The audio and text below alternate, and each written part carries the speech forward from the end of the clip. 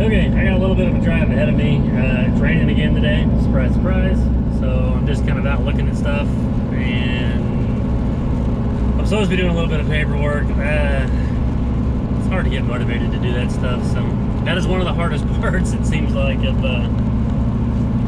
owning your own business, is making yourself do paperwork. It's a necessary evil. You got to do it, but it's one of those things. It's not that much fun. But if you keep up with it, it's not too bad. So, but anyway, that's not why I'm making this video. I get asked all the time, how do I get into excavating? How do I get into dirt work? What do I need to do, or how? And some people want to know how I myself got into it.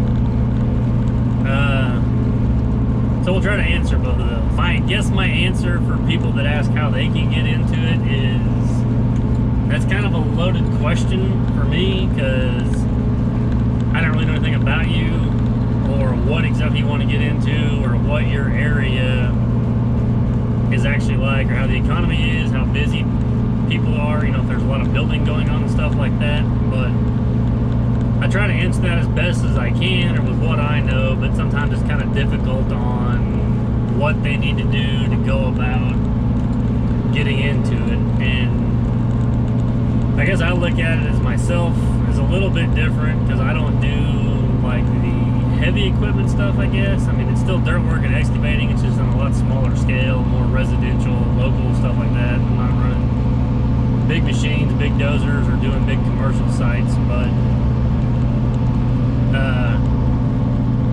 I guess a little bit about it, like me, and how I got started is, I started out probably 13, 14 years old is when I ran my first skid steer, and it was a Bobcat, because those were the things back then. Like I said, I'm 38 now. I started out, like I said, 13, 14 years old, so that's been a little while. But yeah, my dad was building the house that I grew up in, and we rented a Bobcat for the weekend or a couple weeks or something, just worked on putting the yard and everything in. It's kind of how I got my first taste. I mean, I've always been into machines and equipment and been fascinated with it, but that's when I was old enough finally to start kind of running something besides the tractor.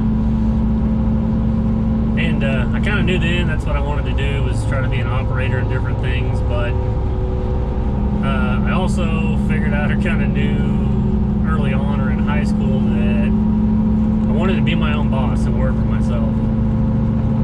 So I was trying to come up with a way to operate my equipment, but also work for myself. So I would do, like I said, I did a little bit with that Bobcat, and then I somehow managed to get in. I guess it was when I was working with my grandpa in the summers. We got into brush hogging, and that led to mowing. So then all through high school, I did mowing and brush hogging. And then I would try to do, if I could find some, dirt jobs or gravel jobs and stuff like that, I'd rent a skid steer at that time. But I guess it was one of those deals. I started making money and staying busy doing the mowing, so I kind of got sidetracked from the dirt side of things and started doing more mowing and brush hogging for a few years. I think it was in 2000 when I bought my first skid steer, which was a 97 1840 case. So it was a 56 horse machine. I think it weighed almost 6,000 pounds, and it picked up maybe 1,600 pounds. It was a little one. So I still mowed, but I had that now, so I kind of add that to things. I was starting to slowly put in yards and spread dirt here and there, and spread base rock on driveways, and just kind of various jobs, mostly for the people that I already mowed for, or somebody that they knew. How I got the word. Mine has always been word of mouth. I've never advertised or anything like that. I never even worked for any builders before, whenever I was doing the mowing and the landscaping stuff, just because they didn't always want to go in there and spend the money that kind of needed to be done, or the homeowner wanted to spend on these yards. So it was always, I came in after the house was done, or a lot of them were existing and we redid a lot of the landscaping in the yards. But anyway, I'm getting sidetracked. I talk a lot. just gonna ramble on. But so yeah, still mowing. Had the 1840, and I continued to do that. I think for the next 10 years. More mowing, and then spring and fall was more skid steer work and stuff like that.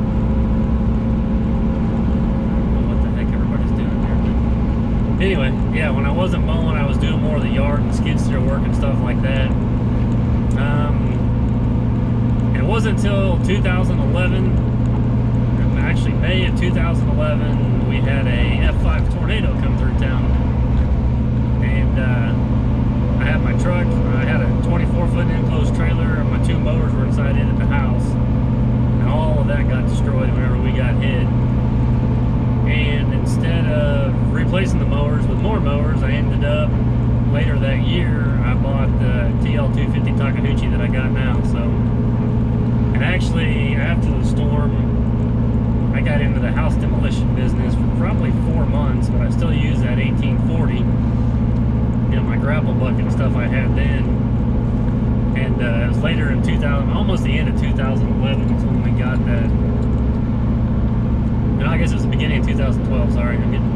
It's a 2011 model and I bought it in 2012. So I spent the next half of the year kind of looking around, trying to figure out what I wanted to do with that. But, so that's what kind of helped me transition, I guess, and you could say help me, transition me from the mowing to the more dirt work and excavating side of things.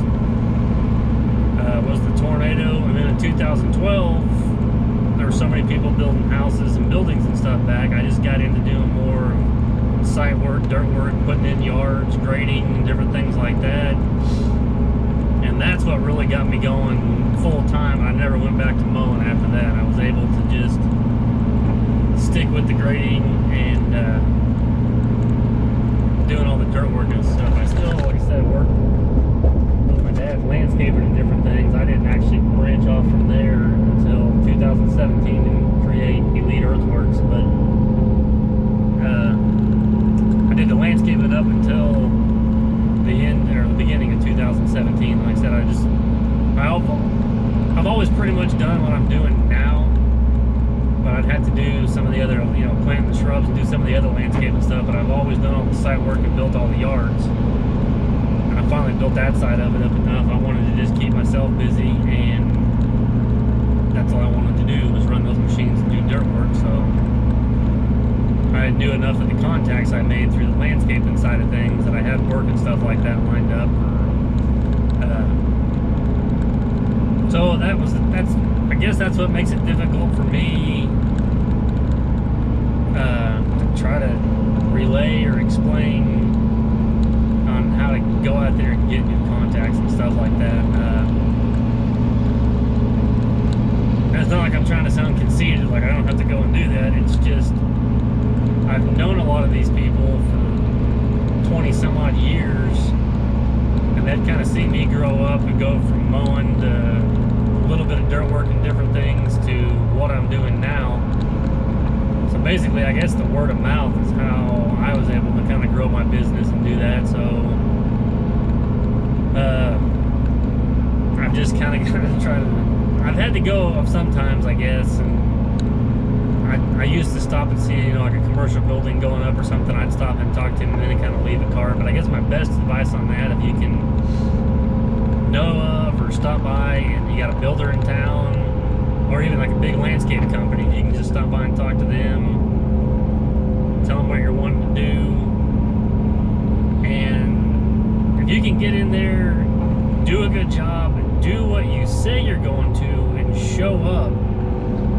I can't speak for everywhere, but I know how it is here, and the work is plenty, and the workforce is hard to find. It's hard to find people that want to get out there in the hot, in the cold, muddy, rain, whatever kind of conditions, and do this kind of work. So we're running into now is there's not enough people and there's more work. So that's one reason I can stay as busy as I do, because there's not that many other ones in my town like that. So like I said, I can't say that it's that way for everyone, I know there's still some areas of the country that, you know, you don't do as much building, or it's saturated. There's so many people doing what you want to do that it's tough to get in there. But yeah, the biggest thing, if you can just try to make some contacts, you know, go to a home builders association, sit in on some meetings. I mean, if you're new at it and you want to get into the heavy construction side of things, I mean, you may want to go to like a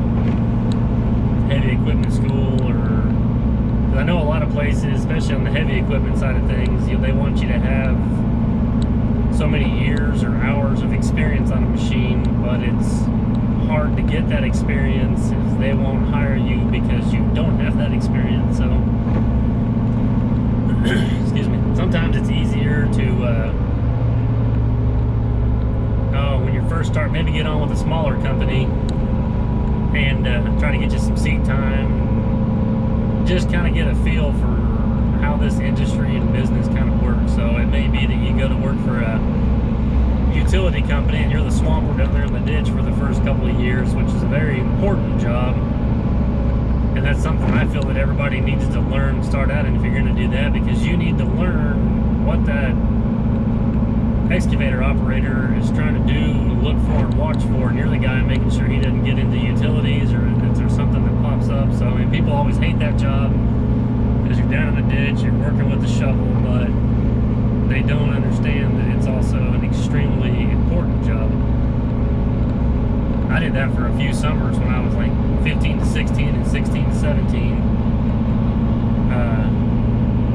I worked for like an underground utility company, and I was just the guy who went down the shovel, or down in the ditch with the shovel, watching the guys digging with the backhoes, making sure they didn't hit anything, or they could get the cable and stuff like that in. But I'm glad I did, because once you get that seat time and you get on the excavator or the backhoe or whatever, you kind of know, you know what that other person, what they're trying to do, what they're looking for, and what they need to be telling you. So it's kind of like learning the job or the industry from the bottom up. I mean, you just work your way up, and it's hard to just start out on a machine, especially when you're doing kind of digging around stuff and just know everything you need to know. So you kind of got to work your way up from the bottom there.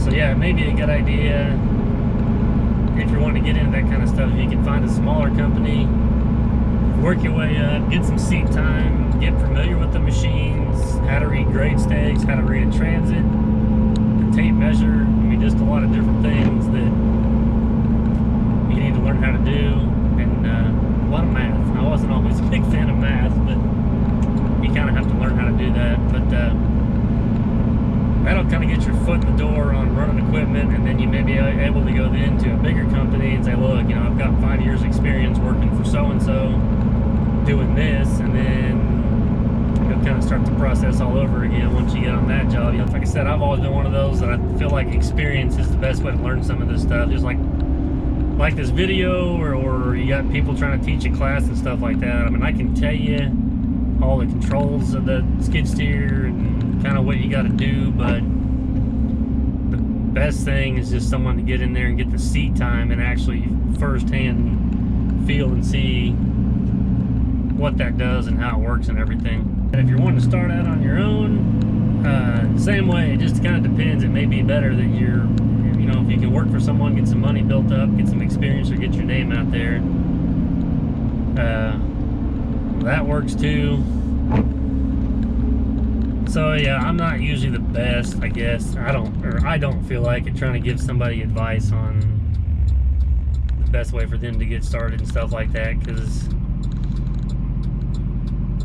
I mean, I don't regret any of it, but I also don't know, I don't think everybody wants to spend, you know, 15, 18, 20 years to finally get back to doing what you've started, you know, wanted to do from the get-go. I mean, if you can jump in there and you're able to start doing the dirt work and grading, great. I kind of feel like I took the long way out. I mean, part of it, I was in my early 20s, so I didn't always have the work ethic that I did. I wanted to go hang out with my friends and do this and that. So I probably wouldn't have been very good at running my own business at that age. So to me, it's just an easy way to kind of get your foot in the door. I was mowing and doing different things, and then they were like, hey, I need my yard leveled out here, this and that, but not everybody wants to do that, and I don't blame you. I mean, if you really want to get out there and operate, that's what you need to start doing. younger when you can. So, and a lot of it too is kind of find a guy in your town or somebody in your town that already does this kind of work, and kind of use him or her as a mentor. I got one guy here in town that I have learned a lot from. He's been doing excavating and dirt work, or septic work, for 35 years.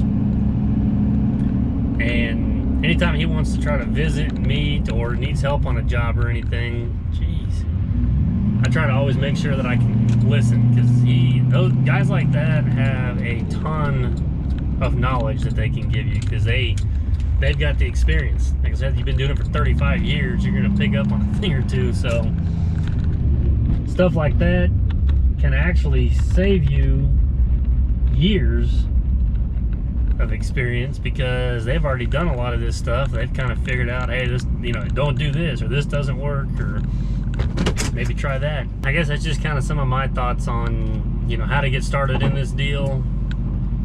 It's good that people are interested in it, because it seems like it's a type of job or an industry that not as many people want anymore. It's like I said, once again, I'm just kind of speaking from my experiences here in Joplin, but I talked to all like the concrete guys and the plumbers and stuff like that.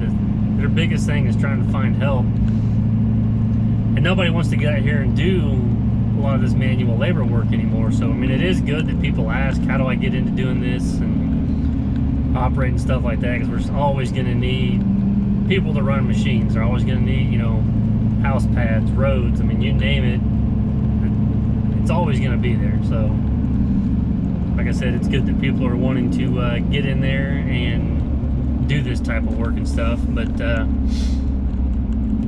yeah, hopefully, I know I kind of rambled on for quite a while, but hopefully that was somewhat beneficial to some people and maybe helpful. And like I said, if anybody else in the comments wants to chime in with some better ideas, I mean, there's a lot of other guys on here that's got more experience than I have, and they may know of other better ways to get going in the industry or the business, like I said, than what I do. So I'm just trying to kind of, I don't know if mine's unique or not, but it just seems like I've just really been very fortunate, I guess, over the years on just getting the right contacts, meeting the right people, and staying as busy as I have. Like I said, guys, this has probably gone on long enough, but hopefully you found something I said helpful. And yeah, be sure to comment down below. And like I said, if anybody else got anything else to chime into, I'd appreciate that as well. So we'll just catch you guys later.